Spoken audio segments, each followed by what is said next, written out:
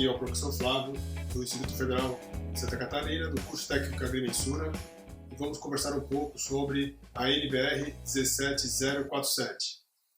Essa NBR 17047, publicada no ano de 2022, traz o tema sobre o levantamento cadastral territorial para o registro público de imóveis.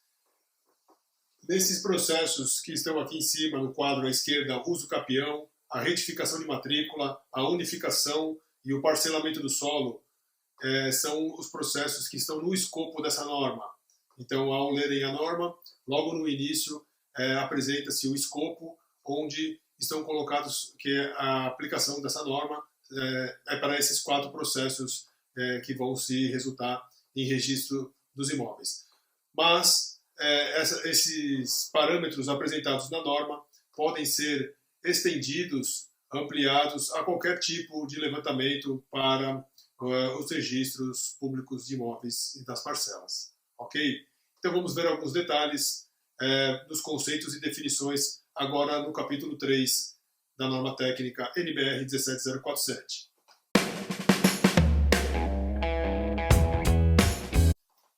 Então, pessoal, o primeiro conceito que a gente precisa passar é o conceito do título, o levantamento cadastral territorial. Para quem já trabalha na área do cadastro, quando se fala em cadastro, já se fala em territorial. No entanto, a NBR 13133, que trouxe a sua atualização em 2021, trouxe um conceito do cadastro desse termo levantamento cadastral territorial. E por que entrou a palavra territorial no levantamento cadastral? Porque na edição anterior, de 1994, a NBR 3133 apresentava conceitos de levantamento cadastral planimétrico, e, enfim, se misturava muito o conceito do cadastral com detalhes. Então, e às vezes até mesmo do relevo. Então era confuso, o termo cadastro era usado para detalhes. Tanto é que na topografia, na área da topografia, alguns profissionais e empresas usam, vai lá e cadastra tudo que tiver de detalhe. Cadastra meio-fio, cadastra a boca de lobo, cadastra as caixas de passagem. Então, fazer o levantamento de detalhes estava como sinônimo de cadastral. Isso dá muita confusão. Então, a norma técnica NBR 3133 equacionou isso. Então, lá nós temos o levantamento planimétrico, o altimétrico, o plano altimétrico e o levantamento cadastral territorial, onde é um levantamento que tem como objetivo as medições dos limites dos imóveis, né, das parcelas. E aí é isso que a gente vai ver agora. Na 17047, sempre a gente traz juntos os conceitos de imóvel e parcela nos textos. Vocês podem ver que ela sempre apresenta junto, e a gente vai ver por quê agora na sequência. Então, pessoal, eu vou fazer um desenho aqui para a gente ilustrar o capítulo 3 da NBR 17047.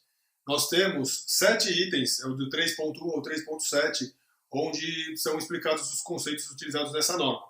Eu vou começar pelo último, porque como a norma organiza de ordem alfabética, eu vou começar pelos vértices. Tá? Então, o que são os vértices dos imóveis e das parcelas? Daqui a pouco a gente vai diferenciar essa nomenclatura. Então, a norma diz que os vértices são as extremidades das parcelas, né, do imóvel, determinada pela mudança de direção ou de confrontação. Então, vértices são pontos em que qualquer mudança de direção entre esses pontos, eu preciso ter esse vértice colocado aqui.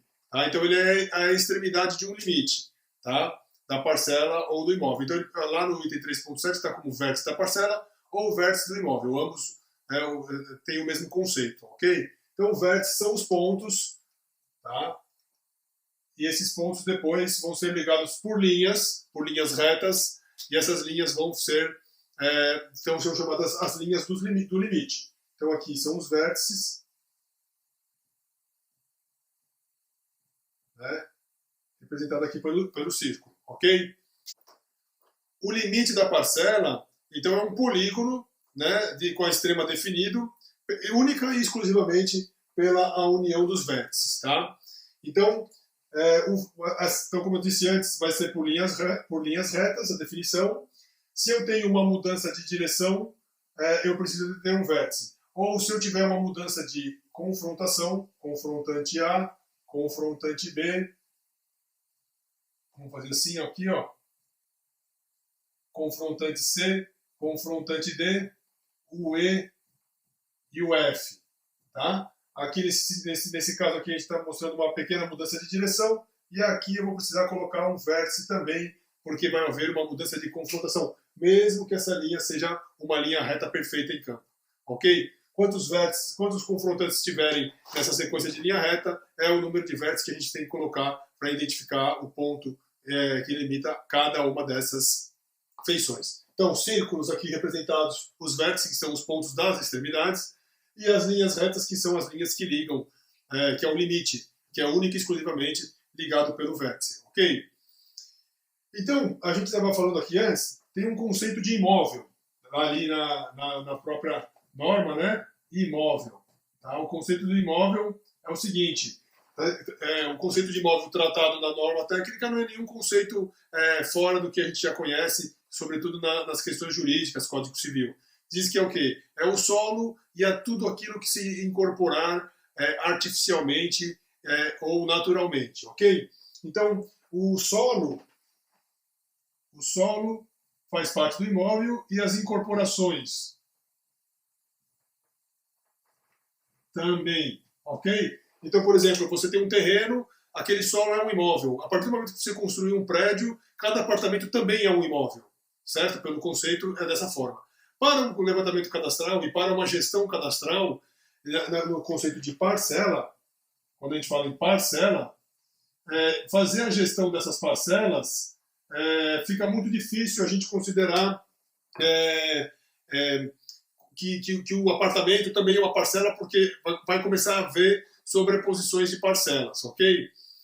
Então, o que acontece? Tem um conceito muito importante que essa norma traz, que já vinha sendo publicado por diversos pesquisadores no Brasil aqui, inclusive nos eventos, que é o conceito do objeto territorial. Objeto territorial. O que acontece no objeto territorial? Ele pode ser um objeto territorial físico, construtivo, ou ele pode ser um objeto territorial legal, por legislação. A gente já vai ver o exemplo. A norma técnica coloca assim: o objeto territorial é a extensão ou volume contínuo ao qual se aplica um direito ou uma restrição homogênea, definido por um elemento construtivo ou legalmente. Esse é o texto que está na norma. Por exemplo, elemento construtivo, uma construção, uma residência, um prédio de apartamentos. E isso é um imóvel, se incorporou no imóvel terreno. Só que para o conceito da norma, ele é um objeto territorial físico. Tá? A gente vai chamar aqui de OTF, objeto territorial físico. Vamos dar um exemplo, que aqui nesse cantinho aqui passasse um rio, certo? E aí quando a gente faz o afastamento da área de APP aqui, dos 30 metros, esse rio, essa área de APP cortaria, tá? Aqui é a APP. Cortaria um pedaço do terreno. Existe uma restrição de uso, mas não uma restrição de domínio. Então, esse cantinho aqui, ele não é uma nova parcela. A parcela vai continuar sendo a parte do solo. A parte do solo, que está no conceito de imóvel, é o que significa, o que seria para nós a parcela. E a parte de incorporações, que está no conceito de imóvel, seriam os objetos territoriais. No entanto, nem todo objeto territorial se caracteriza nessas incorporações. Por exemplo, a questão do objeto territorial legal, né? Pode haver algumas questões que o objeto territorial ele vai ser físico e legal. Por exemplo, uma linha de transmissão de energia tem a própria linha fisicamente construída e tem as restrições a partir de um eixo, a partir do seu eixo, as paralelas para as laterais. Então, os objetos territoriais eles vão se sobrepor à parcela de forma ou construtiva ou legal. Então, nesse caso aqui, é um objeto territorial legal, tá? Vou chamar de OTL. Então, então eu posso ter isso aqui em volume, né? Posso ter andares, camadas aqui, um apartamento com diversos andares. Cada apartamento daquele é um imóvel, vai ter um registro, vai ter uma matrícula. Essa matrícula vai estar sempre na sequência da matrícula do terreno, do imóvel, ok? Então esse é o conceito de parcela e de objeto territorial. Então as parcelas, o terreno, o solo do conceito de imóvel traz a parcela, e parte dos objetos territoriais são as incorporações que estão no conceito de imóvel. Tá? E entra outros objetos territoriais que não estão no conceito de imóvel. Por exemplo, a APP aqui não forma um imóvel. Tá? O texto que traz o conceito de parcela na norma diz o seguinte, que a parcela é um espaço territorial de extensão contínua definida por seus vértices e limites, formando um polígono fechado. Tá?